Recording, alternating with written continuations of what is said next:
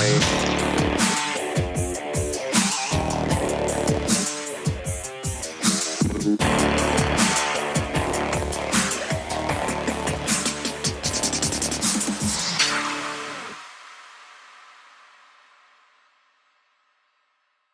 want to start off with a reminder that we are not doctors. Before you make any changes or try something new, always consult with your doctor and medical team first. Chronic illness can vary from patient to patient, so it's always best to consult with your own doctor for what is best for you. Hello and welcome to I Be Determined. I'm your host, Michelle Harvey. And I'm also your host, Mason Harvey. And if you've been listening, you know that I talk from the position of a caregiver and Mason's mom. My mom. Yeah. And I have Crohn's disease. So today's topic is going to be about mental health. And this deserves many episodes because it's such an important topic and it can cover so many different things. And it doesn't just apply to chronic illness or Crohn's disease. So I hope anyone listening can get some value from what we talk about today. And hopefully we'll be able to talk more in the future or talk to some guests and cover it a little bit more. Cover it more because it's going to be hard to do all of it in one episode. Today. So we know we'll lose you guys. You're not going to want to listen to us talk for over an hour about this. So you want to go to bed. Yeah. Yeah. So let's start first with a flare update real quick. How Mason's doing. I'm doing much better. Like a lot better, actually. I would say it's just about back to normal. Yeah. Yeah. So exciting. So that's really good news. And that means that what we've been doing to treat this is working.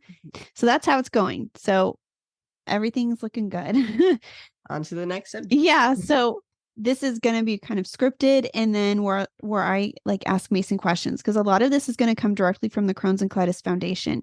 We have a lot of information from our own perspective, but these are the experts that have written this up and have this available to you. So we kind of want to share this resource so you're familiar with it and you know about it. So hopefully you'll like the format, and guys will get some use out of today's episode. If you have any thoughts of self-harm, suicide, or you're really struggling, reach out for help. You can always call 911, go to an emergency room, or there's also a suicide hotline at 1-800-SUICIDE. Now, these are things that are important for you to realize that you are not alone. No. And to just treat the mental health symptoms like you would if you were having a physical symptom, if you were not feeling well, and to address it immediately. So there's a lot of aspects about this disease that we didn't understand at the time when Mason was diagnosed. Yeah. It was already, the diagnosis itself was crazy. Yeah, it was. And I gotta have been diagnosed with something. What is it? Yeah, it was difficult. And so the GI at the time, his doctor had recommended that we get a therapist for Mason. For us, it was important, and I think this is key for anyone listening. If you've gone to therapy and you think it didn't work for me because the therapist didn't get it. You have to find the right therapist for you. Yes, that is key. So you didn't get along with them as far as feeling like comfortable, you could trust them and talk to them and open up to them, find that person. That was a huge, I think, turning point for us too, is finding those other options, because we're treating Mason's physical symptoms and we were realizing how important it was to also treat the mental symptoms. Another aspect of this is not to forget the caregivers. So don't forget about yourselves as caregivers either, and make sure you have something in place and you're also getting the help that you need. Yeah. I know some of the caregivers and parents out here do not put themselves first. So I think if we can relate it to being stronger for your child, some people may do it. So just it's important for caregivers to look out for a few different things with children. They have their different social challenges. There's different aspects of their growth. And depending whatever age they're at, they're going through a lot of changes. And, making sure that they're eating well and getting them to appointments. These are the challenges Mason is facing. Just missing school and trying to catch up and having to do weekend school. Because you have to go to the hospital to get shots and infusions, and that will take up almost the entire day. So then you have to bump school ahead onto the Saturdays or Sundays. But we make it work. Yeah. Isn't and really anything else you can do. So you just make it work. Right. Yeah. And I think that you knowing that you have a system set up it relieves some stress for you. Yeah. So that way it's Definitely relieves stress. right. So there's also some kids experience fatigue. I know Mason did when was more like going through the anemia phases of it, and the inflammation was really high. So a lot of kids go through just being tired and trying to function, and they don't have the same energy other kids. Like you want to sleep a lot, Mm-hmm. Yeah.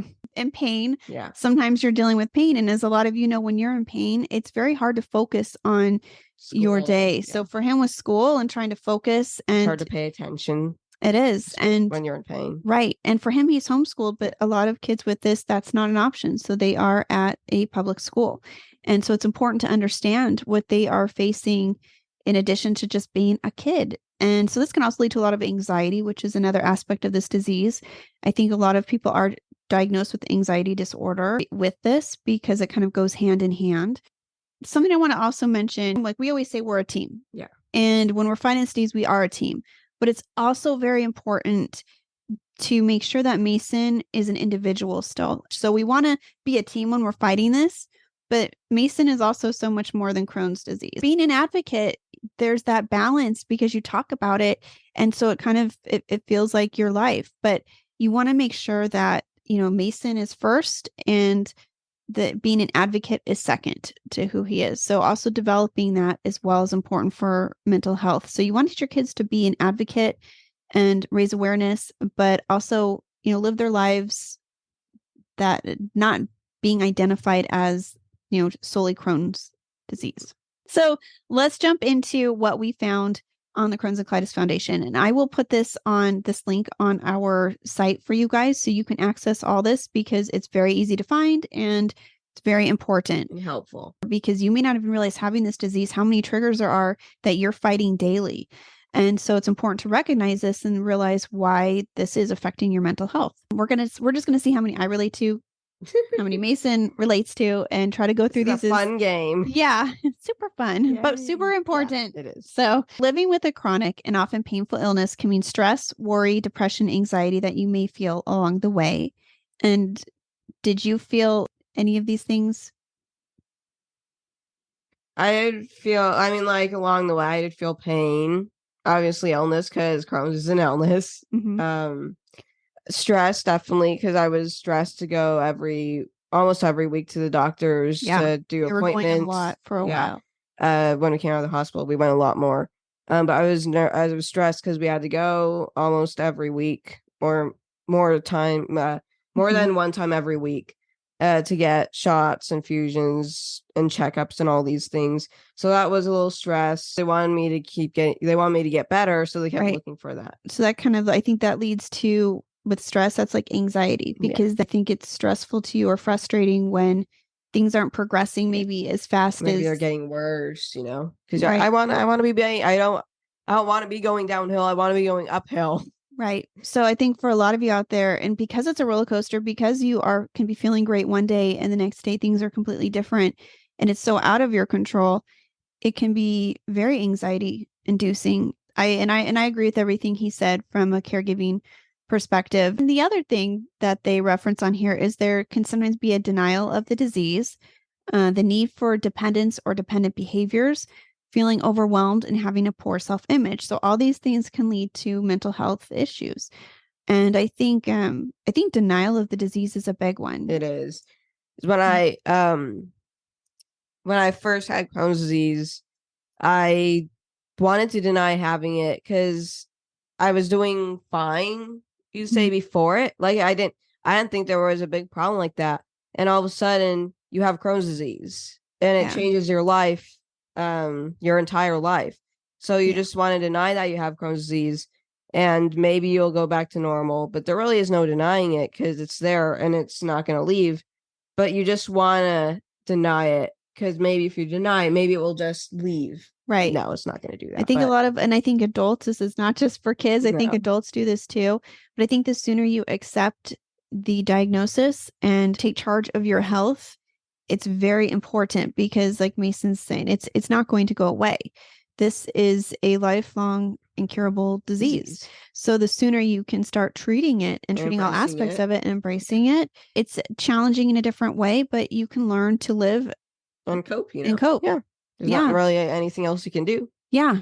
I think that, having the poor self-image mentioned was also because of things like prednisone and steroids. You guys are put on these heavy dosages that, cause moon face, as they call it. Which is not making names. No, because I thought they were kind of being mean when they said that about Mace in the hospital. Yeah, they're like, oh, he's got moon face. I was like, and I realized it was a term for the steroids, what it does. And so it can lead to, stretch marks, and because you can gain weight quickly, you can lose weight quickly. And weight is a very touchy subject for these guys because they can be eating a lot of food and not gaining weight and losing weight, and others go in the opposite direction. And so it can be very difficult with this to manage your self-image along with all the pain you're going through on the inside. So it can be a challenge. So rates of depression are higher among patients with Crohn's disease and ulcerative colitis as compared to other diseases in the general population. So that's what they have on there. I wasn't really like depressed.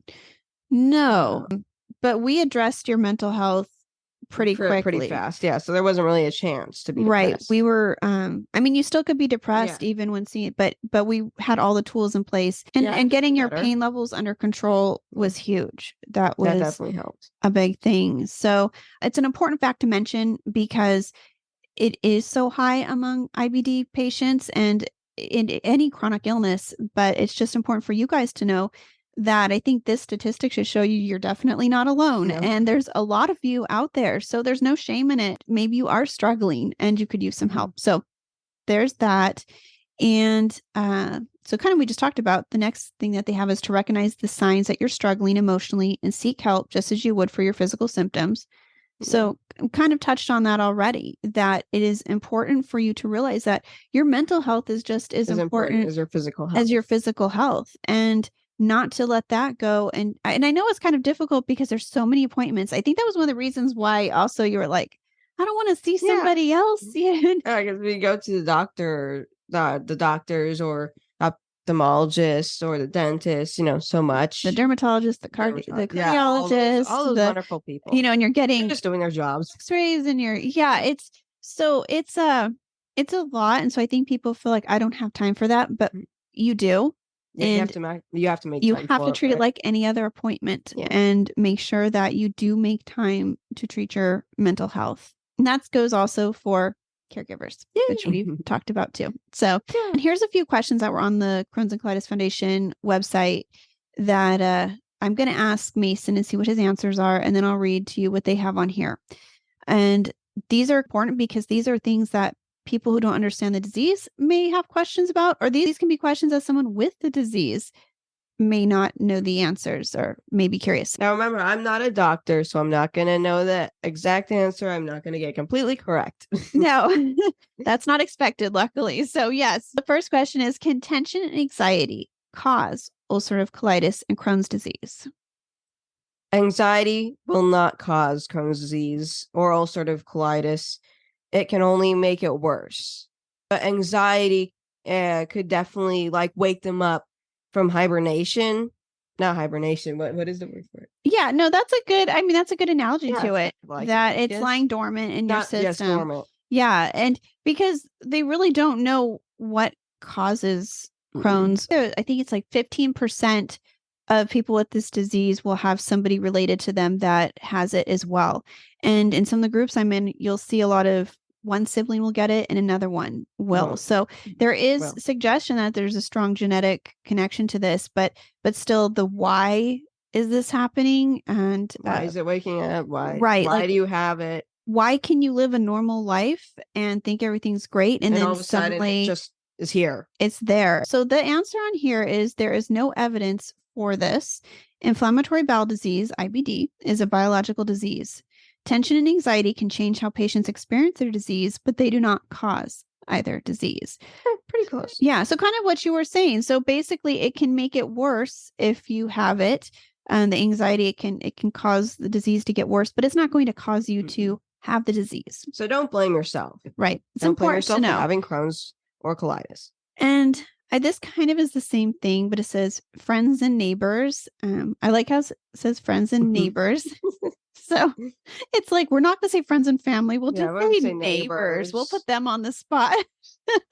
So for neighbors. no, I couldn't imagine, but it's kind of funny. But this is what it says. It says friends and neighbors often say that colon problems are caused by nerves and emotional upset. Is this correct?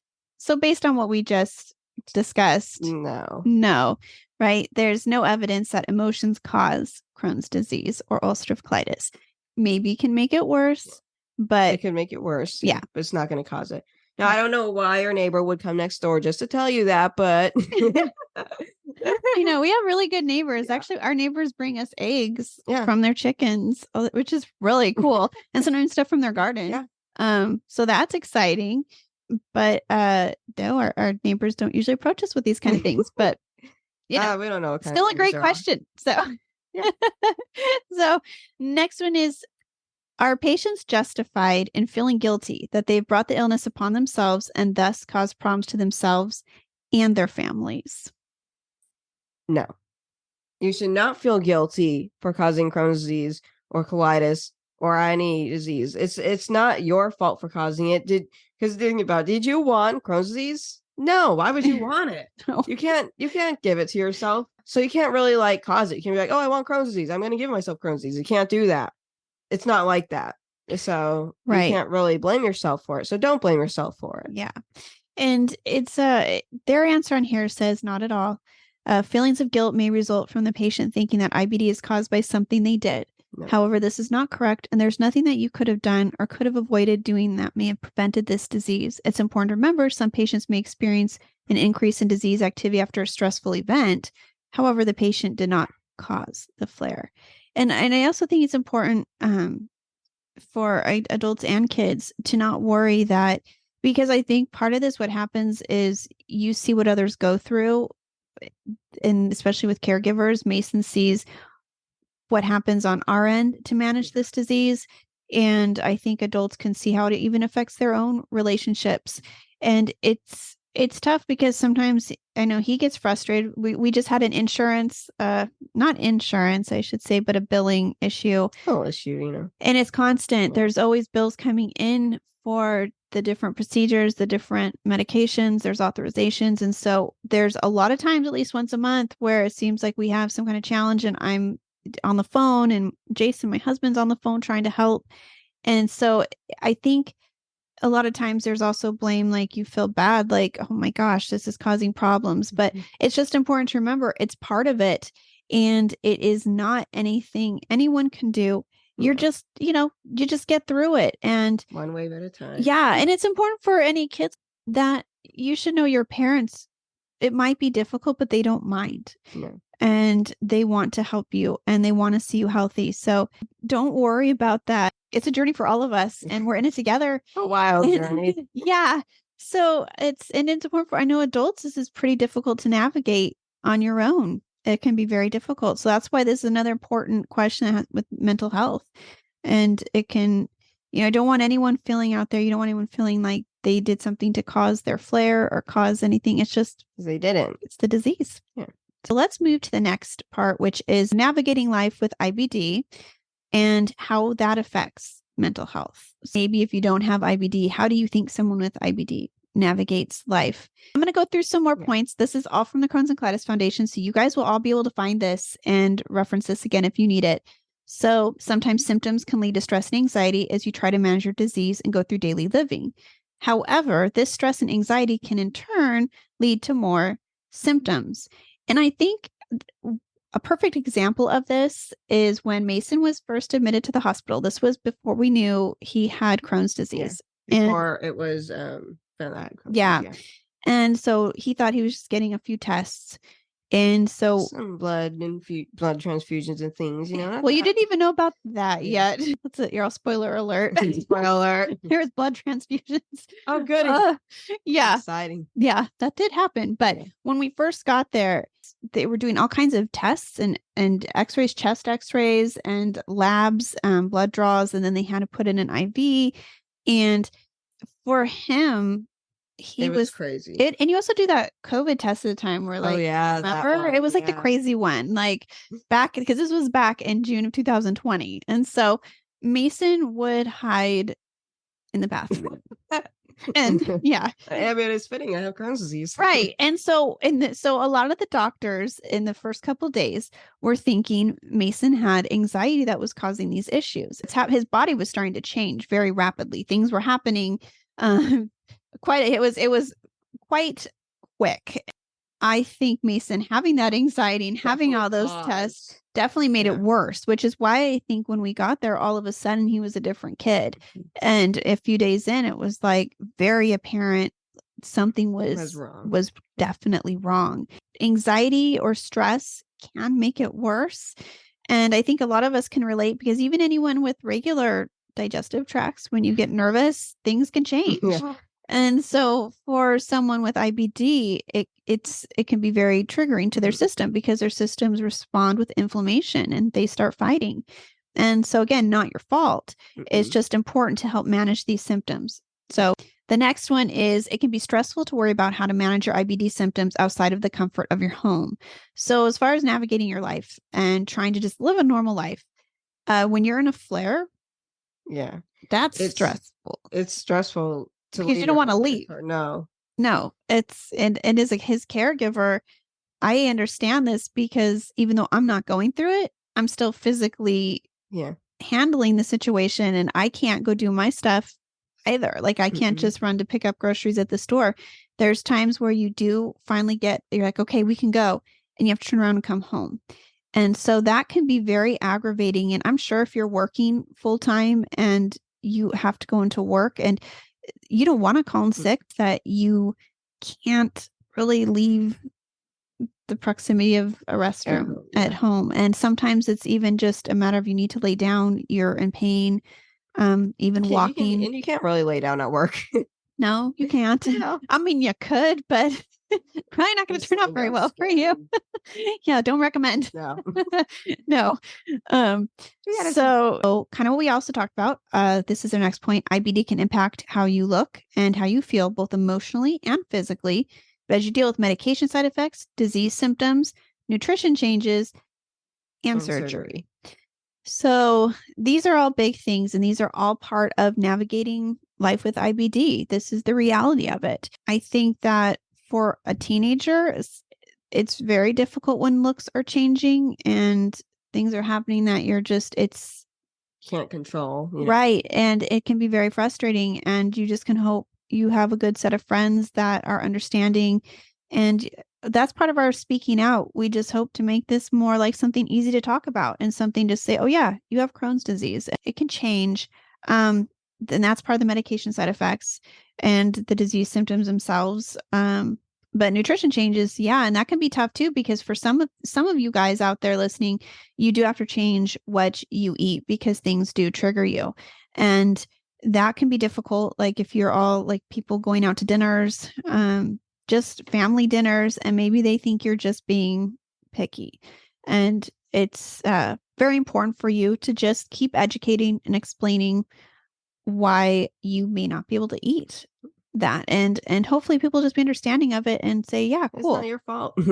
Yeah, it's all right. So those things can be difficult. And luckily Mason can have pizza and things like that. But I know some of you listening, you can't, and that's got to be really tough, so these are challenges that just other people don't have to think about, and you always are in the back of your mind having to consider. The other thing here is they have pain, feeling tired and weak, lacking energy are commonly reported symptoms among IBD patients. So this can make your daily life difficult because maybe you had plans and maybe you got up and we're going to go to Disneyland, and now and your brain's like, sleep. So you had something really fun planned, or maybe we're going to go to the beach or go somewhere where restrooms weren't really nearby, going on a hike. And so you may make plans, but your body makes other plans. So it's kind of like your body is like fighting you, right? Like it's like I'm going to go on a hike, and your leg's like, I hurt. Yeah, exactly. Joint pain, that kind of thing. Is that for you is really big. So that can be difficult, and just it's not that you don't want to do these things. It's just that sometimes you physically can't. So that disappointment and frustration can be difficult. Let's see. It's stressful and isolating to feel like you're being treated differently because of your Crohn's disease or ulcerative colitis, or to be worried that others may see you differently. What do you think on that? Do you feel like you're treated differently? Do you think for you being treated differently is a negative or a positive? Depending, I guess, what it is. I see it both ways Mhm. because I can't really like go to places as often as other people do. But Or if you do, you have to have a mask. I see that not being able to go to places as often is kind of annoying. But Yeah. but at the same time, I see it as it's helping me so I don't get sick, and it's making sure I'm healthy. So I can see it as being a little annoying, but I can also see it as it's helping, and I see it both ways. And for you, I think from a caregiver's perspective, from what I can see, is that Mason, like as far as being treated differently, there's positive ways he's been treated differently. There's also ways that he's been treated differently by people not understanding this disease, and that has affected relationships. But then there's other relationships that have really flourished, and he's made some cool friends and and really has a platform to speak out for others. So I feel like it can be isolating, but I think we've worked hard to make you feel surrounded by support groups and people. So I think that's important. And he has a voice. And that's kind of like that. You find that key. You need to find your key to what makes you feel strong and empowered with this disease, and everyone might be different. So it's important to get out there, maybe volunteer at some organizations. Just get out there and see what is that key that is going to unlock that happiness in you to feel empowered and feel like you have some control over this. I think that for you, you have been treated differently, but in a positive sense, I would say outweighs the negative for us. So yeah, but you got to search that out too. It doesn't always just come to you. You have to some work. Yeah, it does, but it's worth it. Yeah, it is. So IBD can make it hard for you to feel understood and supported. Instead, we want you to feel empowered. So this we're just talking about. Yeah. I think that it is difficult because these guys do feel misunderstood. So that's why it's best for you guys to educate and raise awareness and talk about it. So there is that mutual understanding. So people do feel understood and feel supported. Yeah. So life with IBD can be a roller coaster of physical, emotional, social, and financial complications, and your loved ones often go along for the ride. So this kind of from a caregiver's perspective, or if you're an adult with this and you're managing your disease, you know all about the financial complications that come with this. And financial issues are, anyone can relate listening, because financial issues are something we can all relate to. And when you have your normal life finances and then you have medical finances, there's a whole new level of responsibility to make sure that those become a priority, like a mortgage payment. You know, you want to make sure that the best care is available. Whatever your situation is, there are options out there. And I encourage you to talk to your GI doctors about those options if you feel like you're not getting the right coverage or the right treatments available to you. So, but that can be very challenging. And and as a caregiver, I don't necessarily want Mason to feel like, oh no, mom's upset again because there's another bill. Oh, yay. Yeah. So, but at the same time, I need him to be aware, because at some point this is going to be his responsibility. And we'll always be there for him, of course. Always. Yes, definitely. He knows that. But it's a balance of trying to kind of educate them and show them this is what life is like. But at the same time, you don't have to you just got to not get too upset about it, and just do everything you can to organize your finances so that stress is kind of alleviated. So we budget, we have everything organized, and make sure that Mason is able to get the exact care he needs there. But the physical, emotional, social, I think for you, it's all over the place. And that's what we call the wonderful roller coaster of life. Mm-hmm. It's always, I know. And I think everyone else is like, oh yeah, we're all on roller coasters, but Crohn's is like a wild one. Yeah, there's loop-de-loops, there's whoop-de-doos. Yeah, there's different roller coasters. Corkscrews. Yeah, Crohn's is like all of these things thrown together. So it is a roller coaster. And you think just when you think, I got this down, I understand it. It's like, yeah, no, there's going to be something else. So you just got to expect it and just got to roll with it. And, but that's why mental health again can be so affected, because those things can be very difficult day to day to deal with. And the last thing we're talking about is coping strategies.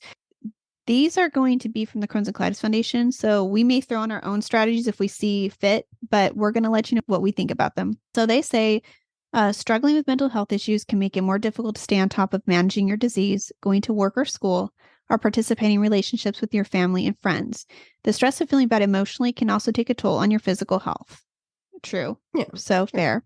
So the first coping strategy, and this is what we're saying, just to seek professional help, talk to your doctor. I think that's the first line of defense, is to talk to somebody like a doctor or a therapist or a nurse, but usually a doctor, because the doctor knows the most about you. If you have a therapist, talk to your therapist for sure. But if you're kind of like feeling lost, they can give you referrals and they can help. It's also good for your doctor to know what's going on. Like, what are you struggling with? Maybe like Dr. B, Mason's doctor, she's really, really concerned always with his mental happiness and health. She's very big on that. And so we're going to have a fun announcement coming up that's going to be happening in a few weeks that we haven't told anybody. So if you're listening, we're going to find out who listens this long, because we're like pretty far into this. So if you're watching, this is a secret thing. Nobody knows about this. So his doctor gave Mason permission to go to Disneyland. Yeah. So yes, with obviously precautions in place, we have to be careful. So if you're listening, and I don't know who you are, because this is a big deal if you know, you're going to be like, you guys are going to Disneyland, because there's actually another cool surprise involved in that. And we'll save that. Maybe you have to save it for the next episode. You have to watch. Yeah. So we will. We'll definitely be talking about it. But his doctor she's like, go have fun. It's like, it's important, because this disease is not going to change. Your treatments aren't going to change.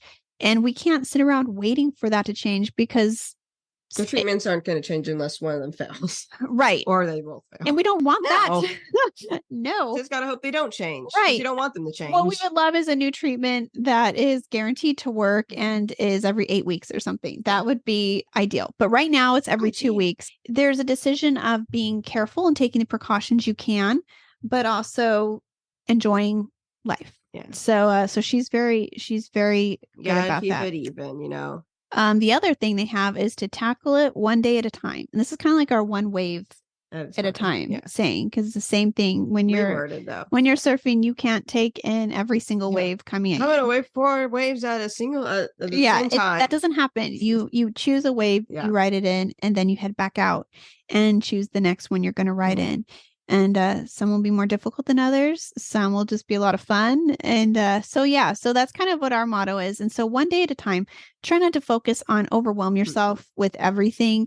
So this is what the Crohn's and Colitis Foundation says. The first thing they have is they say that facing the day may feel exhausting and overwhelming. So here's some coping strategies to help with those things. So let's see what they say, Mason. Plan something special to look forward to, even if it's something small, like watching your favorite TV show, eating your favorite breakfast, calling a friend, or taking a long walk on your lunch break.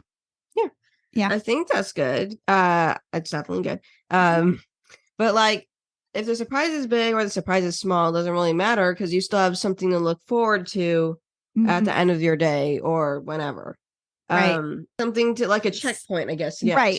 Like a checkpoint. Right. Like something I'm going to get there and then I can check this off, and it's like a reward to yourself. Treat yourself with that and give yourself those little goalposts to get to throughout the day. So you guys have something to look forward to. Right. So that's important. So little things like that. And I think that's something that's realistic. I think everybody can do that.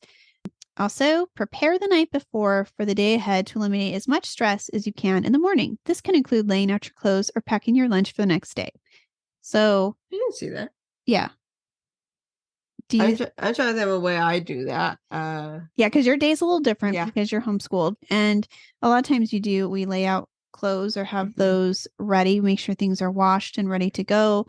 So it's not a mad dash to get ready to leave anywhere, because we do have appointments and we usually leave pretty early to get down to the hospital. So I have to have everything set up, you know, yeah. so you're not, oh, I have to put this here. And, yeah. So just set it up. I think that helps better with sleeping. Maybe that's one of the things too, because you're not thinking about it like, oh my gosh, I need to get up and I need to do this. So I think that does help. So I think that's a good coping skill to help with your daily life.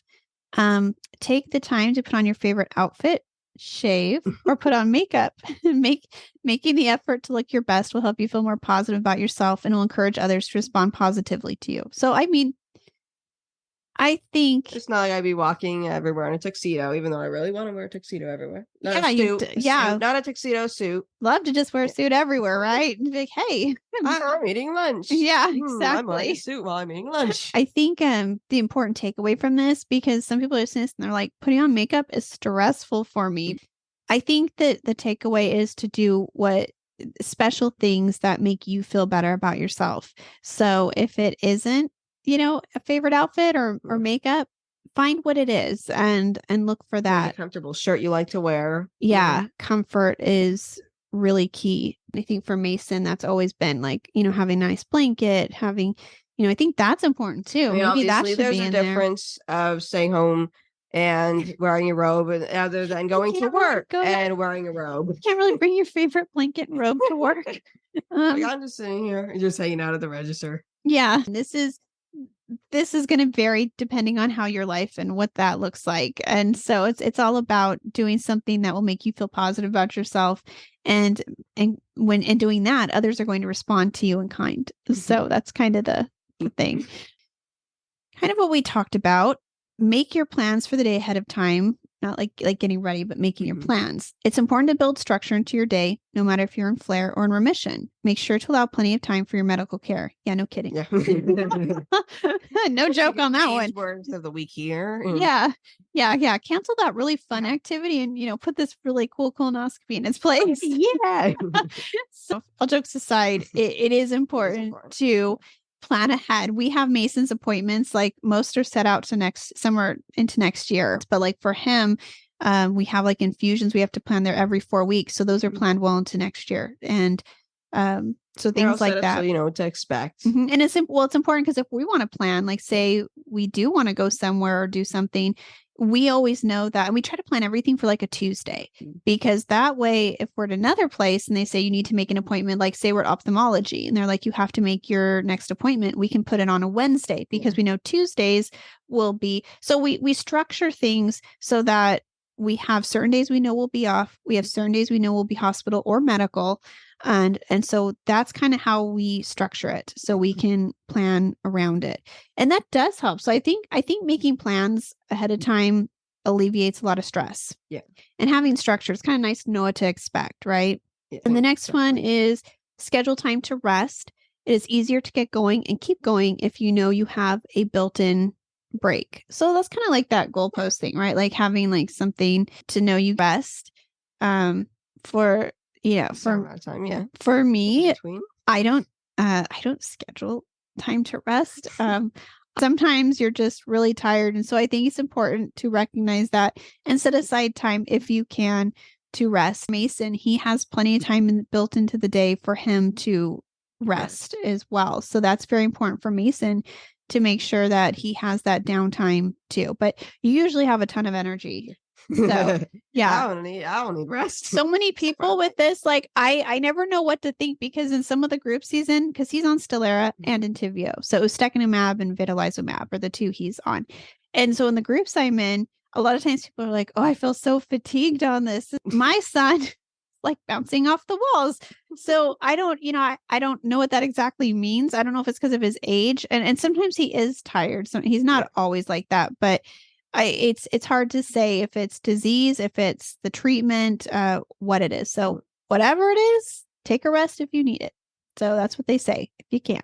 So allow yourself a little extra time to get going in the morning. Reading or listening to music may make it easier to get your day started.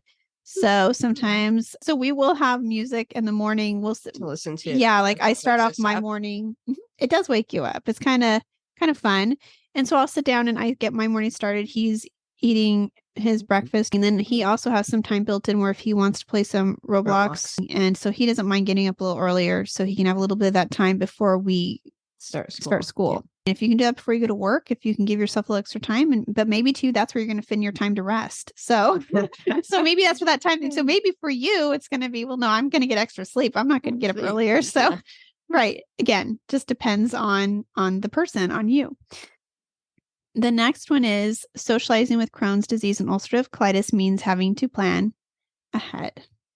Yes, it does. That's because you need for appointments. Right. Because the next point on here is funny. It says locate bathrooms at your destination along the way. So it's important. Yes, that goes along with the socializing, because if you're going to go out and you're going to go have dinner, or you're going to go to a friend's house, and or if you're going somewhere like Disneyland, you need to plan ahead and know, where are bathrooms, where is a first aid station, things like that. But even just at a restaurant, you really do have to think about things and how far it is from your home. And there's an app on the Crohn's and Colitis Foundation. They have an app that helps you locate restrooms. Bathroom tracker. It is. It's pretty cool. There's like ratings and everything. So it's pretty cool. So you should check that out. So that's helpful. App of the day. Too. Yeah. Sweet app. It's pretty cool. Also, talk to your friends and family about what kind of support you might need when you are out. So yeah, that's good, right? Be honest with them and tell them. And I think, yeah. And I think if anything, they'll be understanding and they'll be happy to know, like, okay, this is how I can support you. So maybe it'll make them feel like they're able to help you too. So are you going to yawn? No. I'm trying not to sneeze. Are you? Yes. Oh my gosh, it's so funny. This is the funny part of the video. I'm tired because this has been, we're getting through it. We're almost to the end. We're almost there. To the end of the marathon. Oh my gosh. Yeah. Well, what's weird is when you record these, like all of a sudden your nose itches. Yeah. Or there's like, even here, like I always want to like touch my shirt or you're like this normal day. You're like, oh yeah. And then the second you start a podcast, you're like, yeah, my nose is itching. You're like, oh, now I want to sneeze. It's fun. It's for some reason, I don't know if we have, lights on us. It's a dark day outside. It's drizzly San Diego. Day. Yeah. Drizzly San Diego. Which is unusual actually. Day for summer. Yeah. So it's kind of different. So I'm like, but yeah, I think you're all of a sudden you're like, I feel like I'm going to sneeze. So it's like, it's all right. It's like, if you need to yawn, go ahead, just yawn, but a sneeze. Yeah. That might be a little disturbing to listeners. So I'll break their eardrum. Yeah. So check out restaurant menus ahead of time to make a meal plan without feeling rushed. Very smart to do. There's so many options for you. Can look online now and you can look to see what they have to see what you can order so you're prepared. And if you don't see anything that is friendly, maybe you're gluten-free, maybe you are lactose-free, maybe you're both of them, maybe you're vegan, maybe there's all kinds of things. So check it out and know what you're looking at before you get there so you don't feel stressed or rushed. Find what fits your diet. Yeah, look ahead. A strong support system is crucial for people with IBD. So that is really important to get a strong support system around you. And that may look like just a few people. That may look like one person. That may look like many people. It's what it looks like for you, but that is very important. So having someone who you can check in with, maybe who you can talk to beyond a therapist, beyond a doctor, really important. And if you're looking for a support system, try Facebook too. There's several groups on there that can be supportive and you can reach out to. And talking about your disease can help educate your friends and family about how you manage your illness while still living your best life. Let them know about what you're going through. And so they know how they can help or how they can be of assistance. Right, exactly. Because it's very important. And I think because it wouldn't be fair for you to get frustrated with somebody if they don't understand and you haven't taken the time to help them understand. So I think it's that bridge you need, not to assume that somebody does get it, because you have to remember before you had this disease, think back and would you have understood? Would you have known? Or getting into arguments or anything or getting hurt feelings. It's much easier to have conversations and talk. And I think that goes for a lot of things actually. And we're going to wrap this up. We've been talking to you for a while about this. And Did you get through without yawning? yeah, I know. Good job, Mason. Good job. I got through without sneezing. Yeah, exactly. No one fell asleep. No, well, at least on our end, maybe you listening, I don't know, but we did okay. We stayed awake and we made it through. I know it was kind of extensive, but there was a lot to go through. And in the future mental health episodes, we'll probably cover it a little differently. But I really want to cover what the Crohn's and Colitis Foundation has out there for you guys. And so I do want to end this by just reminding you: reach out to your doctor, seek help, don't stay silent. I hope that you can do that for yourselves if you've listened and you're feeling like you need any help. Best thing to do. Yeah.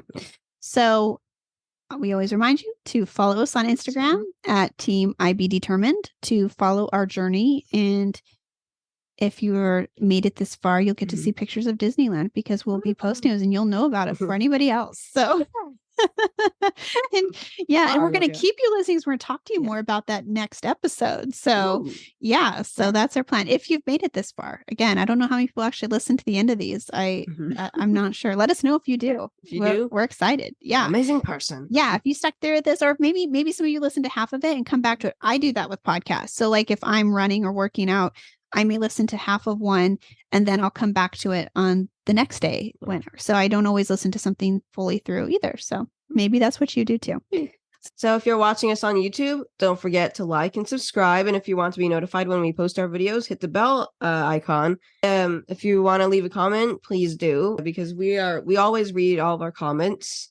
Not a lot of people comment, so it's really easy to do right now. Yeah. So but the few that do, and thank you. Yeah, we appreciate it and we like it. It's so helpful. The messages I do get like on Instagram and stuff are so cool because it's really neat to see like who's listening and where they are and to hear their stories. And it's a pretty cool experience. So please comment, message us. And if you don't necessarily care about seeing us on YouTube, but you want to listen, you have those options to listen to us on Spotify, iHeartRadio, Apple Music, Amazon Music, and Buzzsprout. And there's several other sites as well. We always provide a link to you guys so you can find us anywhere. The link is in the description. Along with, we'll have the mental health link for the Crohn's and Colitis Foundation there as well. So go check it out. Yep. All right. And hopefully next time we see you, Mason will be even better. I mean, every time I think we've done these, you've progressively gotten better. So we're just about there. So yay.